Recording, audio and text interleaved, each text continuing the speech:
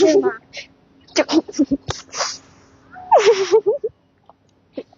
อันนี้ไอเลิฟให้ใครคะ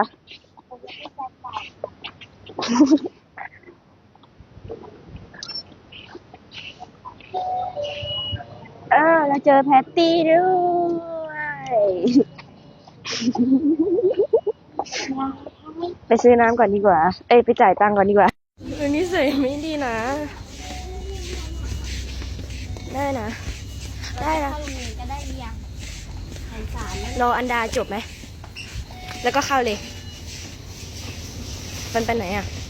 เข้าโรงเรียนอุ้ยไม่ได้มีแต่คนใช้ Oppo เรียวมี ดูดิกล้องมัน มาขาย อะไรอ่ะยี่เหี้ยยี่เหี้ยอันดาจำไว้จำไว้จำไว้จำไว้ จะไว้เลย โอ้ถ้าไม้ไม่พูดอันดามันมีโอกาสรถชนตายมา